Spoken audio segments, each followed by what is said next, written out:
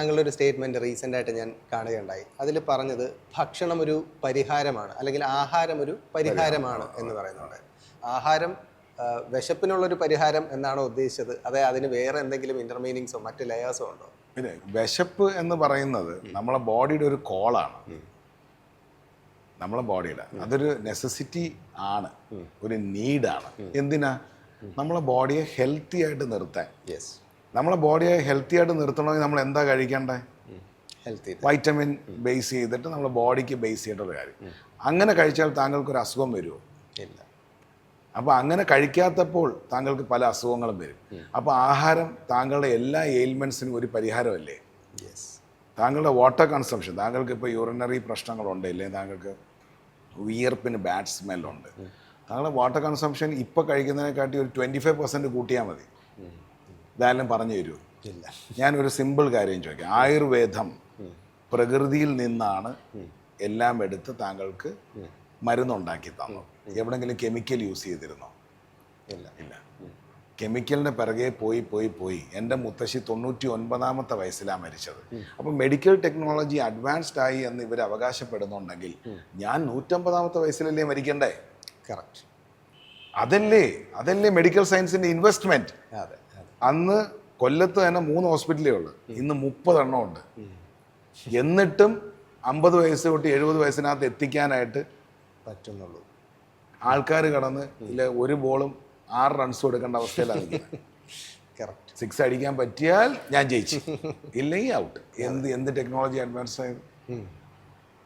Thought പ്രോസസ്സിനകത്ത് നമ്മളെ educate ചെയ്യേണ്ടത് you are the living God. Yes. You are the God and you are the devil. My question here is, ഇത് നിന്റെ temple ആണോ അതോ നിന്റെ toilet ആണോ?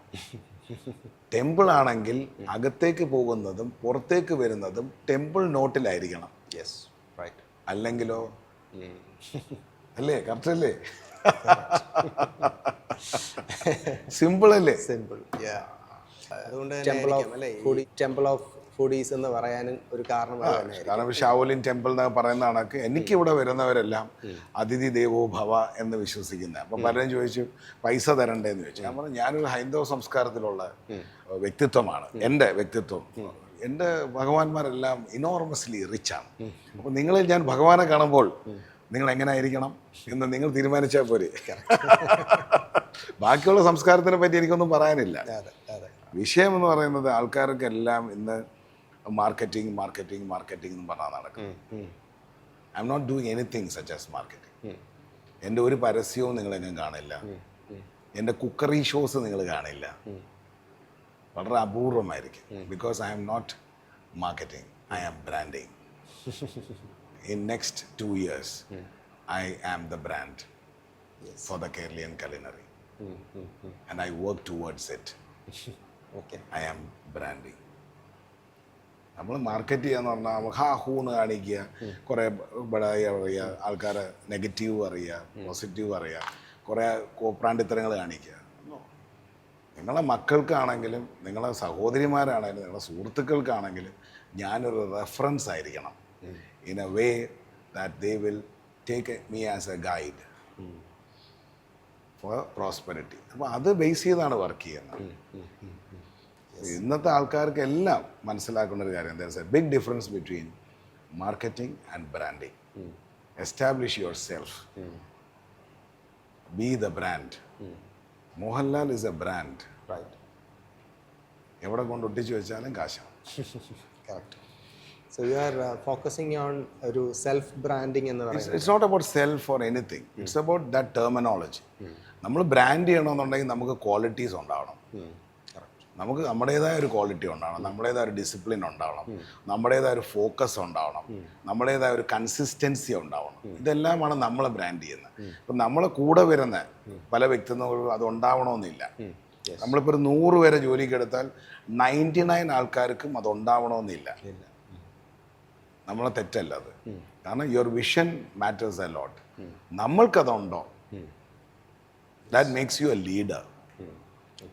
That makes you a leader. Otherwise you are a follower. Yes. Leaders എന്ന് പറയുന്നത് വളരെ റെയറായിട്ട് വരുന്നൊരു കാര്യം. So you have to work towards it. ജനിച്ചപ്പോഴേ ഒന്നും വരേണ്ട ആവശ്യമില്ല. നമ്മൾ വർക്ക് ചെയ്യുക, നമ്മൾ ലീഡർഷിപ്പ് ക്വാളിറ്റിയെ വർക്ക് ചെയ്യുക. വർക്ക് ചെയ്യുമ്പോൾ നമ്മൾ പലരെയും ശത്രുക്കളാക്കും, പലരും അഭിപ്രായങ്ങൾ പറയും. ഇതുമായിട്ട് ഒരു ബന്ധവും ഇല്ലാത്തവനൊക്കെ വന്നിട്ട് നമുക്ക് കറി ഉണ്ടാക്കാനൊക്കെ പഠിപ്പിച്ചു. Doesn't matter.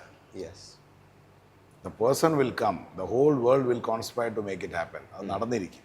അതിന് ചെയ്യേണ്ടതെന്ന് പറഞ്ഞാൽ നമ്മൾ കറക്റ്റ്, ഞാൻ പറഞ്ഞാൽ ഒരു ചമ്മന്തി ആണെങ്കിലും, കാന്താരി ചമ്മന്തി ആണെങ്കിലും, പച്ചമാങ്ങയാണെങ്കിലും, ജാതിക്കാണെങ്കിലും, ചമ്മന്തിപ്പൊടിയാണ് ഒരെണ്ണം.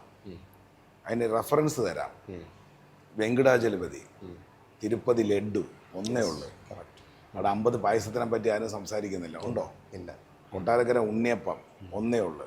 തിരുനെൽവേലി ഹൽവ ഒന്നേ ഉള്ളു, അല്ലേ? തലപ്പാക്കട്ടി ബിരിയാണി ഒന്നേ ഉള്ളു. അപ്പം അതാണ് ബ്രാൻഡിങ്. അല്ലാണ്ട് 50 ഐറ്റംസും വെച്ച് ഒന്നും വേണ്ട. ഒരു സാധനം ചമ്മന്തി, അത് കഴിക്കാൻ ദുബായ് ഷേക്ക് ആണെങ്കിലും ഇവിടെ വരണം. അവിടെ നിന്ന് കഴിച്ചിട്ടില്ലെങ്കിൽ കേരള ഫുഡ് കഴിച്ചിട്ടില്ല. If you have never dined from chef Nalan, you have never tasted the real Kerala taste foods. Correct. അതാണ് ബ്രാൻഡിങ്. അതിലേക്ക് എത്തണം എന്നുള്ളതാണ് എൻ്റെ ആഗ്രഹം. ഇപ്പോൾ നമ്മൾ ഈ അവാർഡ് ഓഫ് എക്സലൻസ് ഇപ്പോൾ വെസ്റ്റ് ബംഗാൾ ഗവർണറുടെ കയ്യിൽ നിന്ന് ലഭിക്കുകയുണ്ടായി. അപ്പോൾ അത് ശരിക്കും പറഞ്ഞാൽ ഒരു വലിയൊരു ലൈഫിലെ തന്നെ ഏറ്റവും വലിയൊരു സക്സസ് മൊമെൻ്റ് അല്ലെങ്കിൽ ഒരു അച്ചീവ്മെൻ്റ് ആണല്ലോ അത്. എന്നെ അത്ഭുതപ്പെടുത്തിയ മറ്റൊരു കാര്യമാണ്, അതായത് ഇപ്പോൾ ഞാൻ നേരത്തെ പറഞ്ഞ പോലെ അവരുടെ ടേസ്റ്റ് ബഡ്സ് ചിലപ്പോൾ ഡിഫറെൻ്റ് ആയിരിക്കും. അവർ വേറൊരു കൾച്ചറിൽ, വേറൊരു സ്റ്റേറ്റിൽ ഒക്കെ ജീവിച്ച ആൾക്കാരായിരിക്കും. അവിടെ പോയി നമ്മുടെ ഒത്തൻറ്റിക് അല്ലെങ്കിൽ കേരള ഡിഷസ് പ്രിപ്പയർ ചെയ്ത് കൊടുത്ത് എങ്ങനെയൊക്കെയാണ് അവരെ ഇംപ്രസ് ചെയ്യാൻ പറ്റിയത്? നമുക്ക് എല്ലാവർക്കും മനസ്സിലാക്കേണ്ട ഓരോ ബ്ലഡ് ക്വാളിറ്റിക്ക് ഓരോ ടേസ്റ്റ് ഫോർമാറ്റ് ഉണ്ട്. മനസ്സിലായില്ല? അവരുമായിട്ട് 5 മിനിറ്റ് സംസാരിക്കുമ്പോൾ നമുക്ക് അറിയാൻ പറ്റും. അപ്പോൾ ചില ആൾക്കാർക്ക് സ്പൈസി പറ്റത്തില്ല, ചില ആൾക്ക് ഇന്ന നോട്ട്. അപ്പം നമ്മളൊരു മീൽ പ്രിപ്പയർ, പ്രത്യേകിച്ച് നമ്മളൊരു വാഴയിലയിലെ സദ്യ പ്രിപ്പയർ ചെയ്യുമ്പോൾ നമ്മൾ ആ ഏതിനെ ഫോക്കസ് ചെയ്ത് വിളമ്പുന്നു എന്നുള്ളതാണ്. ഇപ്പം തീയൽ, നമ്മൾ കൊട്ടത്തേങ്ങ, അതായത് ഉണക്കത്തേങ്ങ വറുത്തരച്ച് വേണം തീയൽ വെക്കാൻ. പലരും പച്ചത്തേങ്ങയല്ല വെക്കുന്നത്. അപ്പം അതൊരു ടേസ്റ്റ് കാണത്തില്ല. അപ്പം ഈ തീയൽ എന്ന് പറയുന്നത് ഭയങ്കര ആൾക്കാരെ എംപവർ ചെയ്യുന്ന, മീൻസ് ആൾക്കാരെ ഭയങ്കരമായിട്ടൊരു ടേസ്റ്റ് ബഡ്സിനെ എംപവർ ചെയ്യുന്ന ഒരു സാധനമാണ് വറുത്തരച്ച മണവും വെളിച്ച. നേരെ വെച്ച് ഇദ്ദേഹത്തിൻ്റെ കൂടെ തന്നെ ഇദ്ദേഹത്തിൻ്റെ മേജർ ഉണ്ടായിരുന്നു. മേജർ വെജിറ്റേറിയനാണ്. അപ്പോൾ പുള്ളിക്ക് ഡാലിനോടൊക്കെയാണ് കൂടുതൽ താല്പര്യം. അപ്പോൾ നമ്മുടെ പരിപ്പ് കറിയും നമ്മുടെ അവിയലും ഒക്കെ വെച്ചാണ് അത് സെറ്റ് ചെയ്യുന്നത്. അപ്പം നമ്മളുടെ ഇലയിൽ തന്നെ ഇപ്പോൾ ഏറ്റവും വേൾഡിലെ ഏറ്റവും best meal is served in a banana leaf and that belongs to Kerala. ഇപ്പം നമ്മുടെ ഒരുപാട് പുതിയ സംരംഭകർ, അപ്പോൾ അവർക്ക് ചിലപ്പോൾ ഇങ്ങനെ ഒരു റെസ്റ്റോറൻറ്റ് സ്റ്റാർട്ട് ചെയ്യണമെന്ന് മനസ്സിൽ ഭയങ്കര ആഗ്രഹമുണ്ടാകും. ഇപ്പം ഷെഫ് നളനെ പോലെയുള്ള ആളുകളെ കാണുമ്പോൾ അല്ലെങ്കിൽ വെറ്ററനായിട്ട് നിൽക്കുന്ന ആളുകളെ കാണുമ്പോൾ അവർക്കൊരു ഇൻസ്പിറേഷൻ ആണല്ലോ. ഞങ്ങൾക്ക് എന്തുകൊണ്ട് ഇത് തുടങ്ങിക്കൂടാ, ഞങ്ങൾക്ക് നന്നായിട്ട് കുക്ക് ചെയ്യാൻ അറിയാം, അല്ലെങ്കിൽ ഞങ്ങൾക്ക് ഇന്ന കാര്യങ്ങൾ അറിയാം, ഞങ്ങൾക്ക് ഇതിനോടൊരു ഇൻട്രസ്റ്റ് ഉണ്ട് എന്നൊക്കെ ചിന്തിച്ച് വരുന്ന ആൾക്കാരുണ്ട്. അപ്പോൾ എനിക്ക് തോന്നുന്നു അവർക്ക് പലർക്കും അറിയാത്തൊരു കാര്യമായിരിക്കും മെനു എഞ്ചിനീയറിംഗ് എന്നൊക്കെ പറയുന്നത്, അല്ലേ? അപ്പോൾ അവർക്ക് അതിൻ്റെ ഒരു ഡിസൈൻ പാറ്റേൺ ഉണ്ടെന്നാണ് ഞാൻ മനസ്സിലാക്കുന്നത്. അപ്പോൾ എങ്ങനെയാണ് നമ്മുടെ ഇവിടുത്തെ ഒരു മെനു എഞ്ചിനീയറിംഗും അതിൻ്റെ ഒരു ഡിസൈൻ പാറ്റേണും ഒക്കെ എങ്ങനെയായിരിക്കും? നിങ്ങളൊരു റെസ്റ്റോറൻറ്റ് തുടങ്ങുമ്പോൾ നിങ്ങൾ ആദ്യം മനസ്സിലാക്കേണ്ടത്, നിങ്ങൾ ആദ്യം ഒരു ഷെഫിനെ കൺസൾട്ടൻ്റ് ആയിട്ട് വയ്ക്കുക. അതാണ് ഫസ്റ്റ്. നിങ്ങൾക്ക് അറിയാവുന്ന ഒരു ഷെഫിനെ കൺസൾട്ടൻ്റ്, അത് പ്രത്യേകിച്ച് എക്സ്പീരിയൻസ് ഉള്ള. നിങ്ങളിപ്പോൾ ഒരു 1 കോടി രൂപയാണ് അല്ലെങ്കിൽ 50 ലക്ഷം രൂപയാണ് നിങ്ങളൊരു റെസ്റ്റോറൻറ്റ് തുടങ്ങാതെ 5 ലക്ഷം രൂപ നിങ്ങളെ ഷെഫിന് കൊടുക്കും. നിങ്ങൾ 1 മാസം 2 മാസം കൊണ്ട് ആ കാശ് തിരിച്ചുണ്ടാക്കും. ആ ഷെഫ് നിങ്ങൾക്ക് പറഞ്ഞു തരും എത്ര ടേബിള്, എത്ര ചെയർ, ആ ടേബിളിനനുസരിച്ച് എങ്ങനെയാണ് കിച്ചൻ്റെ പ്രൊഡക്ടിവിറ്റി ഏത് ലിമിറ്റ് വരെ, കിച്ചൺ എങ്ങനെയാണ് ഡിസൈൻ ചെയ്യേണ്ടത്, അവിടെ എത്ര അവൻ വേണം, അല്ലെങ്കിൽ എത്ര ഗ്രിൽ പാൻസ് വേണം, ഇതെല്ലാം അവർ ലിസ്റ്റ് ഇട്ടത്. അത് ബേസ് ചെയ്തിട്ട് ആ ഒരു അറ്റ്മോസ്ഫിയർ ബേസ് ചെയ്ത് നമുക്കൊരു മെനു ഉണ്ടാവും. വലിച്ചുവാരിയല്ല, ലിമിറ്റഡ് മെനു. ആ മെനു നമ്മൾ കറക്റ്റായിട്ട് നമ്മളും കൂടെ പഠിച്ചു വയ്ക്കുക. നമുക്കും കൂടെ ഈസി. ഇപ്പം നമുക്ക് സൗത്ത് ഇന്ത്യൻ ടേസ്റ്റ് ആണുള്ളതെങ്കിൽ നമ്മൾ കേരളീയൻ മെനു പഠിച്ചു വയ്ക്കുക. നമുക്ക് ഇംഗ്ലീഷ് ടേസ്റ്റ് ആണെന്നുണ്ടെങ്കിൽ നമ്മൾ പഠിച്ചു വയ്ക്കുക. നമ്മൾ അറിവില്ലാണ്ട് ഒരു കാര്യത്തിലെടുത്ത് ചാടരുത്.